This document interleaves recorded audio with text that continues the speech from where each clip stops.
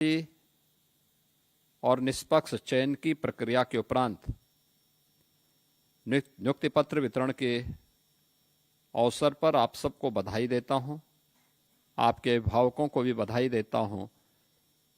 अधीनस्थ चयन सेवा आयोग को इस पूरी प्रक्रिया को समयबद्ध तरीके से आगे बढ़ाने के लिए हृदय से धन्यवाद देता हूं।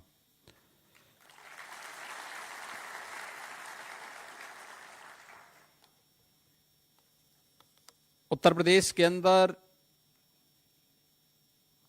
निष्पक्ष और पारदर्शी तरीके से चयन की प्रक्रिया आज एक नए उत्तर प्रदेश की तस्वीर को हम सबके सामने प्रस्तुत करती है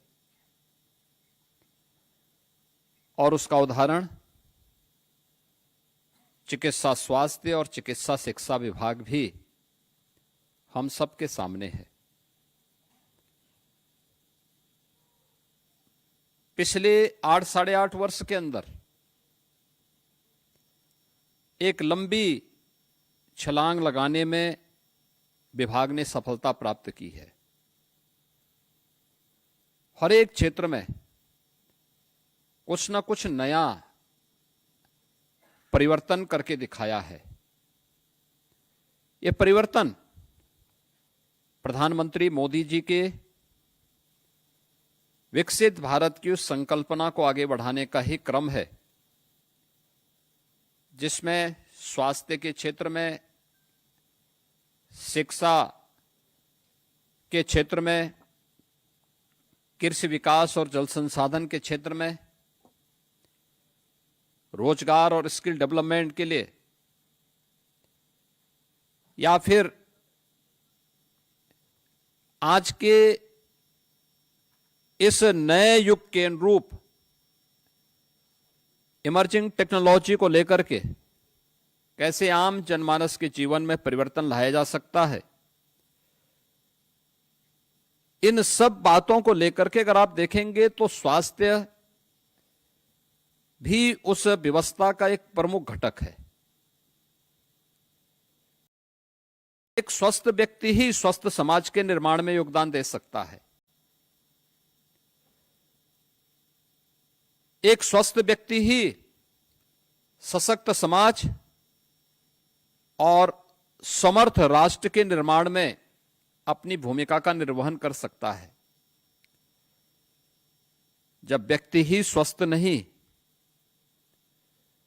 तो व्यवस्था कैसे स्वस्थ होगी, और जब व्यवस्था ही अस्वस्थ हो जाएगी तो उसके सारे पिलर अपने आप ही ध्वस्त होते हुए दिखाई देंगे। और यही सब कुछ होता था। 2017 के पहले व्यवस्था में यही एक घुन लग चुका था, तो उसे अंदर ही अंदर खोखला किए जा रहा था। उसकी समस्या का समाधान करने के साथ ही उत्तर प्रदेश को उसके अनुरूप बनाने के लिए प्रधानमंत्री मोदी जी ने जो विजन दिया, उनके विजनरी लीडरशिप में उत्तर प्रदेश ने उन सभी मानकों को प्राप्त करते हुए आगे बढ़ने का जो निर्णय लिया, परिणाम है 8-8.5 वर्ष के अंदर हम लोग 8.5 लाख से ऊपर नौजवानों को उत्तर प्रदेश की सरकारी सेवा में विभिन्न विभागों में, पुलिस में, शिक्षा में, स्वास्थ्य में,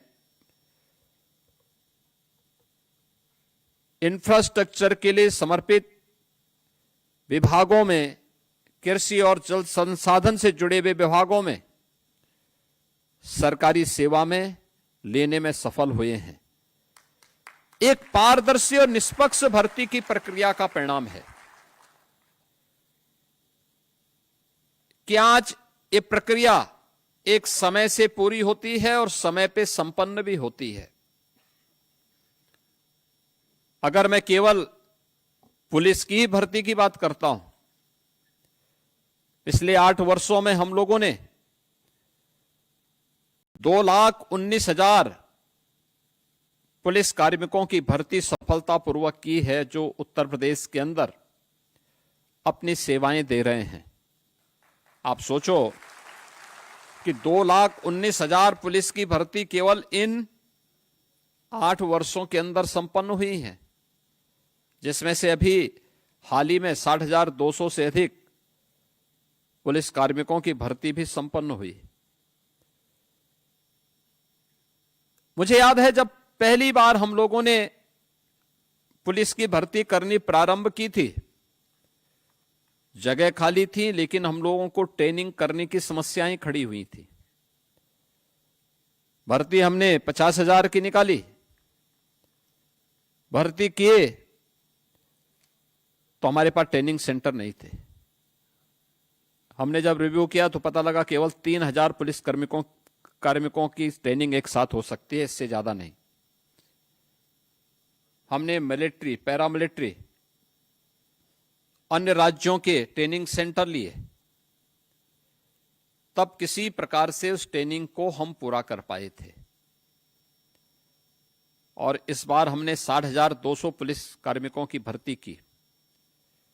आरक्षी पुलिस की इस भर्ती में 60,244 भर्ती की प्रक्रिया को संपन्न करने के बाद आज उत्तर प्रदेश के ही ट्रेनिंग सेंटर में सभी नौजवान अपनी ट्रेनिंग ले रहे हैं, और बेहतरीन सुविधा हम लोगों ने वहीं पर उनको दे करके उत्तर प्रदेश के अंदर इंफ्रास्ट्रक्चर को इस रूप में आगे बढ़ाया है।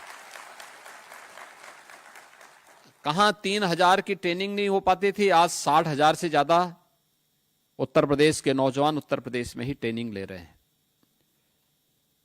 भर्ती की प्रक्रिया में भी ऐसे ही होता था। और किस प्रकार की भर्तियां होती थी? हमें बहुत सारी भर्तियों को उस समय सीबीआई को देना पड़ा था।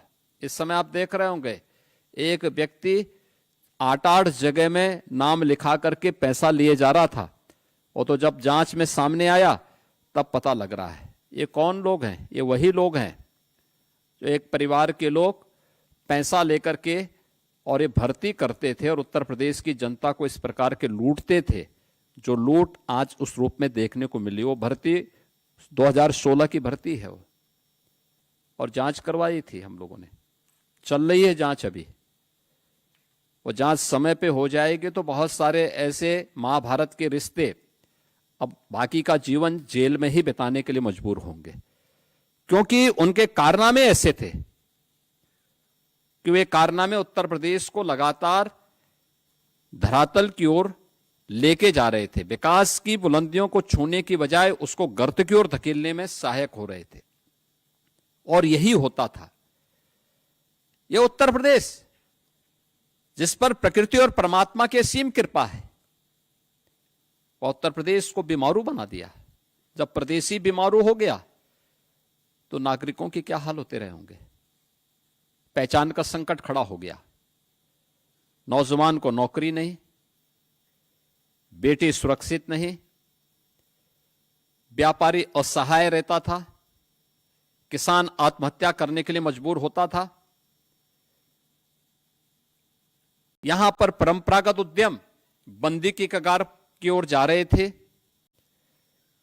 चारों ओर अव्यवस्था थी, अराजकता का सा वातावरण था। कोई भी पर्व और त्योहार आता था उससे पहले दंगे शुरू हो जाते थे। पर्व और त्योहार उत्साह और उमंग के लिए होते हैं, सामाजिक सद्भाव के लिए होते हैं, लेकिन उत्तर प्रदेश में उल्टा होता था। लेकिन आज पिछले 8 वर्ष में कोई भी व्यक्ति हो, कोई भी समुदाय हो, कोई भी जनपद हो, पर्व और त्योहार के एक मानक है, एक स्टैंडर्ड है। उस स्टैंडर्ड के अनुसार ही लोग उत्साह और उमंग के साथ उन आयोजनों में भागीदार बनते हैं। सामाजिक सौहार्द भी है। इस सामाजिक सौहार्द राष्ट्रीय एकता को भी संबल देता है।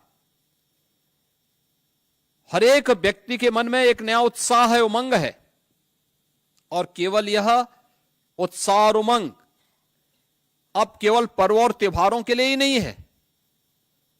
ये उत्तर प्रदेश के विकास का एक जज्बा लेकर के उसे आगे बढ़ाने में भी बड़ी भूमिका का निर्वहन कर रहा है। और हर एक विभाग ने अपने स्तर पर कार्य करना प्रारंभ किया। यही परिणाम है। जिस उत्तर प्रदेश की अर्थव्यवस्था आज से 8 वर्ष पहले, यानी 70 वर्षों में हम लोग केवल 13 लाख करोड़ तक पहुंचे थे, आज वह उत्तर प्रदेश इस वित्तीय वर्ष के अंत तक 35 लाख करोड़ की एक अर्थव्यवस्था बनने जा रही है। यानी जो कार्य 70 वर्ष में नहीं हो पाया, उससे भी 2.5 गुना वृद्धि हम लोगों ने मात्र 8 साढ़े 8 वर्ष के अंदर उससे बेहतर गति देकर के उत्तर प्रदेश को आगे बढ़ाने में सफलता प्राप्त की है। ये सफलता तब प्राप्त की है जब उत्तर प्रदेश के नौजवानों को उत्तर प्रदेश के अंदर नौकरी की गारंटी मिली। निष्पक्ष और पारदर्शी तरीके से भर्ती की प्रक्रिया जब संपन्न हुई, तब ये परिणाम हम सबके सामने आते हुए दिखाई दिए। मैं यहां पर जब चिकित्सा शिक्षा और चिकित्सा स्वास्थ्य की बात कर रहा हूं, आपने देखा होगा इसी सभागार में हम लोगों ने इससे पहले स्वास्थ्य विभाग की 1354 स्टाफ नर्स की भर्ती भी सफलतापूर्वक संपन्न की थी। स्वास्थ्य विभाग के 7182 एएनएम भी सफलतापूर्वक भर्ती करके उन्हें नियुक्ति पत्र यहीं पे वितरित किया था। 1102 स्पेशलिस्ट चिकित्सकों की भी भर्ती की प्रक्रिया करने के बाद उन्हें नियुक्ति पत्र वितरण का कार्य भी किया गया। चिकित्सा शिक्षा विभाग के 278 जो एसोसिएट प्रोफेसर्स थे, उनकी भी भर्ती की प्रक्रिया को संपन्न किया और उत्तर प्रदेश के जो हमारे बड़े बड़े चिकित्सा संस्थान हैं उनके लिए 2142 स्टाफ नर्स की भी भर्ती की प्रक्रिया को सफलतापूर्वक अकेले एक विभाग के स्तर पर इतनी भर्ती की प्रक्रिया संपन्न हुई, जिन्हें नियुक्ति पत्र देकर के आज वे उत्तर प्रदेश के विकास में अपना योगदान दे रहे हैं। यही उत्तर प्रदेश है जिसके बारे में डिप्टी सीएम श्री ब्रजेश पाठक जी कह रहे थे कि उत्तर प्रदेश में गवर्नमेंट मेडिकल कॉलेजेस 17, जनपद हैं 75, आबादी उस समय 20 करोड़, आज वो 25 करोड़ के आसपास, लेकिन मेडिकल कॉलेज 17 थे। आज उत्तर प्रदेश के अंदर सरकारी और निजी क्षेत्र को मिलाकर के देखेंगे तो जो पहले 40 मेडिकल कॉलेजेस थे जिसको बनने में 100 साल से ज्यादा लगे थे, आज उसी उत्तर प्रदेश में हम लोगों ने पिछले 8 साढ़े 8 वर्ष में मेडिकल कॉलेजेस की संख्या बढ़ा करके 80 से ऊपर हम पहुंचाने में सफल हुए हैं। और आज 1 डिस्ट्रिक्ट 1 मेडिकल कॉलेज या उत्तर प्रदेश की पहचान बन रही है। मेडिकल कॉलेज बनेगा तो केवल मेडिकल कॉलेज एडमिशन ही नहीं होते हैं, उसमें मेडिकल के प्रोफेसर भी, एसोसिएट प्रोफेसर भी, असिस्टेंट प्रोफेसर भी, उसमें अन्य क्लेरिकल स्टाफ भी, उसमें स्टाफ नर्स भी, फार्मासिस्ट भी, टेक्नीशियंस भी, इन सब की भी भर्ती होती है। इस सभी भर्ती की प्रक्रिया के साथ जोड़ करके उन सबको भी नौकरी दी गई। वह भी उसके साथ उन्हें वहां पर हर एक मेडिकल कॉलेजेस में बड़े पैमाने पे ये सभी पद देने के साथ वहां भर्ती की प्रक्रिया को भी उसी रूप में आगे बढ़ाने का कार्य किया गया। परिणाम है कि आज जनपद स्तर पर लोगों को सुविधाएं मिलनी प्रारंभ हुई। पहले आपको किसी भी हॉस्पिटल में आप जाते थे तो हॉस्पिटल बंद मिलता था, दवा नहीं मिलती थी, डॉक्टर है तो दवा नहीं है, दवा है तो डॉक्टर नहीं है, अगर दवा और डॉक्टर उपलब्ध है तो बिजली नहीं है, कोई सुविधा नहीं मिल पाती थी। आज उत्तर प्रदेश मेडिकल कॉरपोरेशन के माध्यम से दवाइयां भी उपलब्ध हो रही हैं, तो 5 करोड़ 34 लाख से अधिक परिवारों को, यानी अगर एक परिवार में 5 लोग भी होंगे ना, तब भी आप अनुमान कर लीजिए कि कितनी बड़ी संख्या इससे लाभान्वित हो रही है। यह आयुष्मान भारत कार्ड की सुविधा से यहां पर उत्तर प्रदेश के अंदर लाभान्वित हो रही है। लगभग 80 लाख से ऊपर लोगों ने आयुष्मान भारत की सुविधा का लाभ अब तक लिया है, जिसके लिए लगभग 3,000 करोड़ रुपए से अधिक की राशि उत्तर प्रदेश सरकार ने भारत सरकार के साथ मिलकर के पेमेंट किया है उन गरीबों की बेहतर चिकित्सा सुविधा के लिए। अभी हाल ही में हम लोगों ने उत्तर प्रदेश के शिक्षकों के लिए कैशलेस मेडिकल सुविधा की घोषणा की है। आप अनुमान करिए कि 11 लाख शिक्षक यानी 11 लाख परिवार, सीधे सीधे 55 लाख लोग सीधे सीधे इस सुविधा से लाभान्वित होने वाले हैं। यानी आज सरकार के पास क्षमता है तो सरकार ये सुविधा उनको उपलब्ध करवा रही है, और वह गवर्नमेंट मेडिकल कॉलेजेस में भी, इम्पैनल्ड हॉस्पिटल्स में भी ये सुविधा प्राप्त कर रहे हैं। पहले इक्के दुक्के हॉस्पिटल में, लखनऊ में या बीएचयू वगैरह में छोड़ दिया जाए तो बाकी कहां आईसीयू कहीं भी नहीं था, ब्लड बैंक नहीं मिल पाता था, डिजिटल एक्सरे, कलर डॉपलर नहीं मिल पाता था, सीटी और एमआरआई तो बहुत दूर की बात है। आज उत्तर प्रदेश के अंदर आप देखेंगे हर जनपद में ब्लड बैंक है, हर जनपद में आईसीयू की सुविधा है। हम लोग जब 17 में आए थे तब उत्तर प्रदेश के अंदर 2/3 से अधिक जनपद ऐसे थे जहां पर एक भी आईसीयू के बेड नहीं थे। आज उत्तर प्रदेश के अंदर हर जगह आप जाएंगे, आपको वहां पे आईसीयू के बेड भी मिलेंगे, मिनी आईसीयू भी मिलेंगे, डिजिटल एक्सरे की सुविधा मिलेगी, ब्लड बैंक भी मिलेगा। किसी भी प्रकार की वायरस जनित, विषाणु जनित बीमारी में जिसमें प्लेटलेट्स काउंट कम होते हैं तो ब्लड सेपरेटर यूनिट या इस प्रकार की सुविधा भी वहां लोगों को, एक सामान्य गरीब से गरीब पेशेंट को प्राप्त होता है। डायलिसिस की सुविधा सभी 75 जनपदों में फ्री में सुविधा, हर गरीब के लिए फ्री में सुविधा। ऐसे ही हर एक क्षेत्र में यह सुविधा उपलब्ध करो। यानी अगर मेडिकल कॉलेजेस की संख्या, हॉस्पिटल्स की संख्या बढ़ी है तो जनता को दी जाने वाली सुविधाएं भी उसी क्रम में बढ़ाई गई हैं। टेक्नीशियन हो या फिर कनिष्क सहायक, ये किसी भी संस्थान की एक बैकबोन होती है, उसकी रीढ़ की हड्डी होती है। आप अगर अपनी कार्य पद्धति को ठीक करेंगे, बहुत सारे लोगों को सहायता मिलती है। कनिष्क सहायक क्लेरिकल काम उसका होगा, लेकिन अगर वह अपनी कार्य पद्धति के माध्यम से फाइल में तीव्रता ला दे, त्वरित गति से कार्य करना प्रारंभ करेगा, तो कहीं कोई समस्या नहीं आ सकती।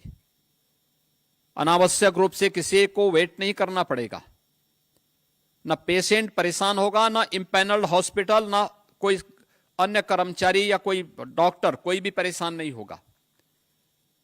ऐसे ही टेक्नीशियन समय पे अपने सारे कार्यों को करें और अपने कौशलता का परिचय न केवल एक्सरे या अल्ट्रासाउंड करने में करें, बल्कि इस बात का भी ध्यान रखें कि अब जो नए उस पर आप देखते होंगे, नई टेक्नोलॉजी से जुड़े हुए जितने भी इस प्रकार के मशीनें आई हैं, उनके जो वायर होते हैं बहुत सॉफ्ट होते हैं। ऑप्टिकल फाइबर जो इस्तेमाल किया जाता है, उसको कैसे फोल्ड करना है, कैसे सुरक्षित रखना है, अगर आपने उसमें थोड़ी भी लापरवाही की तो फिर वो एक्सरे बंद हो जाएगा और वे मशीनें काम करनी बंद कर देंगे। हमें उस समय देखना होगा, उसके बारे में पहले से ट्रेनिंग लेनी होगी, पहले से अपनी तैयारी करनी होगी। आज भी आप देख रहे होंगे कि यहां पे एक साथ 1112 तो कनिष्क सहायक और 22 टेक्नीशियन एक साथ नियुक्ति पत्र प्राप्त कर रहे हैं। यानी बहुत बड़ी संख्या है ये बड़ी संख्या इस बात को बताती है कि सरकार की इच्छा शक्ति है कि हम जनता जनार्दन की सेवा के लिए अच्छे लोग दें। चयन की प्रक्रिया इसीलिए संपन्न हुई। आपने देखा होगा चयन की प्रक्रिया आपकी 2 स्तरीय थी। पहले आपने पीईटी पास किया होगा, पीईटी पास करने के बाद फिर अधीनस्थ सेवा चयन आयोग ने आपकी चयन की प्रक्रिया को संपन्न किया। यानी कहीं भी कोई गुंजाइश नहीं है कि कोई व्यक्ति इधर उधर से सिफारिश कर सके, कहीं भी वो कर सके। आपने देखा होगा अभी कल ही पीईटी की परीक्षाएं संपन्न हुई, 25 लाख लोग उसमें एप्लीकेंट हुए। सरकार उन सबको कहीं ना कहीं समायोजित करने के लिए अलग अलग क्षेत्र में, कोई सरकारी क्षेत्र में जा रहा है, कोई निजी क्षेत्र में जा रहा है, कोई स्वयं का उद्यम स्थापित कर रहा है, कोई एमएसएमई सेक्टर में जाएगा। कार्य की कमी नहीं, कार्य करने की इच्छा शक्ति होनी चाहिए और उस होने के अभ्यास को ही सरकार आगे बढ़ाने में एक बड़ी भूमिका का निर्वहन कर रही है। आज हम लोगों ने इस दिशा में जो कार्य प्रारंभ किए, आज उसी का परिणाम है कि प्रदेश के अंदर तेजी के साथ एक तरफ सरकार ने सुविधा उपलब्ध करवाई, तो दूसरी तरफ प्रदेश के अंदर अगर आप देखेंगे मेडिकल कॉलेज बढ़े, तो मेडिकल कॉलेज में छात्रों की संख्या भी उसी रूप में बढ़ाई गई। यानी पहले उत्तर प्रदेश के अंदर एमबीबीएस की जो सीट थी 2017 के पहले 5390 थी, आज ये बढ़कर के हो गई 11850, यानी दोगुने से भी अधिक हो चुकी है। पीजी की सीट्स थी 1344, आज ये बढ़कर के हो गई हैं 4028। सुपर स्पेशलिटी की जो सीट्स थी वह 120 से बढ़कर के अब 305 हो गई। ये सभी संपन्न करने के साथ साथ जो हमारे गवर्नमेंट मेडिकल कॉलेजेज हैं उसमें भी 1234 हमने मेडिकल के शिक्षकों की तैनाती वहां पर अतिरिक्त की है। जितनी भी भर्ती की प्रक्रिया हो रही है, लगातार हर योग्य व्यक्ति को उसमें समाहित करने और उनको आगे बढ़ाने में भी सरकार तेजी के साथ कार्य कर रही है। परिणाम क्या है? बहुत बार होता क्या है, स्वाभाविक रूप से पहले सुविधा नहीं मिलती थी तो लोग जाते भी नहीं थे। आज जा रहे हैं तो लोगों को बहुत बार होता है कि कुछ लोग ऐसे होते हैं, बहुत सारे लोग हैं भाई जिनके पास कोई काम धंधा नहीं, तो कम से कम उसके पास माँ बाप ने एक स्मार्टफोन दे रखा तो दिन भर उसी स्मार्टफोन से कुछ ना कुछ नकारात्मक ही देखता है। अगर वो थोड़ा पॉजिटिव होता ना, वो भी कहीं आपकी तरह नौकरी पाया होता, लेकिन वो दिन भर कोई ना कोई जो नकारात्मकता होती तो कहीं का फोटो कहीं पे, कहीं का फोटो कहीं पे लगा करके फिर वो हमेशा कुछ ना कुछ नकारात्मक भरेगा। और उसका परिणाम क्या होता है कि वह आपकी छवि को खराब करने का प्रयास करेगा, विभाग की छवि को खराब करने का प्रयास करेगा, शासन की छवि को खराब करने का प्रयास करेगा। हमें उससे सतर्क रहना होगा। अगर हम पूरी प्रतिबद्धता के साथ कार्य कर रहे हैं, पूरी ईमानदारी के साथ काम कर रहे हैं, तो बिना भय के जो बेहतर हो सकता है वह करने की हमें स्थिति पैदा करनी चाहिए। और मैं आज के इस अवसर पर आपसे यही कहूंगा कि इतनी बड़ी संख्या में नियुक्ति की प्रक्रिया पारदर्शी तरीके से संपन्न हो रही है। परिणाम उत्तर प्रदेश आगे बढ़ रहा है। परिणाम यहां पे बहुत सारी ऐसी बीमारियां थी जो प्रदेश के अंदर इस सीजन में भय और दहशत का कारण बनती थी, आज भय और दहशत का कारण नहीं है। भय और दहशत का कारण नहीं, क्योंकि बीमारी समाप्त हो चुकी है, पूरी तरह उसको कंट्रोल कर दिया गया है। यही सीजन होते थे। इंसेफ्लाइटिस से, मलेरिया से, डेंगू से, कालाजार से, चिकनगुनिया से पूरा जनपद भरा पड़ा रहता था। लोग मरते थे, बड़े पैमाने पे मरते थे, कोई पूछता नहीं था। लेकिन आज पूरी तरह नियंत्रण में, बीमारी पूरी तरह नियंत्रण में। ये चीजें दिखती है कि जब सरकार के द्वारा अच्छे कदम बढ़ाए जाते हैं तो परिणाम आने में समय नहीं लगता है, और ये परिणाम बताते हैं कि कुछ अच्छा किया गया है। उस अच्छे को और अच्छा करने की दिशा में ये नियुक्ति पत्र वितरित हो रहे हैं। कोई सिफारिश आपको नहीं करनी पड़ी, कोई लेन देन कहीं से नहीं करना पड़ा, तो सरकार भी आपसे अपेक्षा रखती है कि बिना किसी सिफारिश के सामने जो भी आया उसको मान करके चलिए कि वह ईश्वर की एक प्रतिकृति है। वह आपके सामने आया है, भले ही गरीब दिखता होगा, लेकिन उसके प्रति श्रद्धा और सम्मान का भाव हो, उसको हम पूरी सेवा दें, बेहतर से बेहतर सेवा दें। किसी भी स्तर पर उसके साथ कोई भेदभाव नहीं होना चाहिए। अगर ये आप करके दिखाते हैं तो अपनी जिम्मेदारियों का ईमानदारी पूर्वक निर्वहन करते हैं। हर नागरिक अगर अपनी अपनी जिम्मेदारियों का निर्वहन करने लग जाएगा, याद करना, भारत को विकसित भारत बनने में, भारत को दुनिया की सबसे बड़ी ताकत बनने में बहुत देर नहीं लगने वाली है, और उसके लिए आप सबको मिलकर के कार्य करना होगा। आज के इस अवसर पर मैं एक बार फिर से आप सभी को इस नियुक्ति पत्र वितरण कार्यक्रम के अवसर पर आपको, आपके अभिभावकों को हृदय से बधाई देता हूं, आपके उज्जवल भविष्य की कामना करता हूं।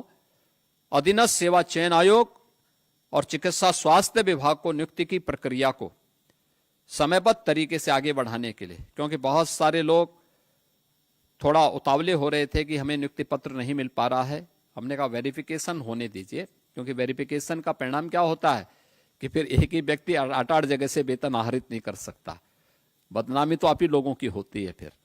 इसलिए उस वेरिफिकेशन की प्रक्रिया को संपन्न करने में थोड़ा समय लग जाता है, लेकिन आज ये कार्यक्रम संपन्न हो रहा है। आप सबको मैं हृदय से बधाई देता हूं, अपनी शुभकामनाएं देता हूं। धन्यवाद। जय हिंद। बहुत बहुत आभार माननीय मुख्यमंत्री जी, आपके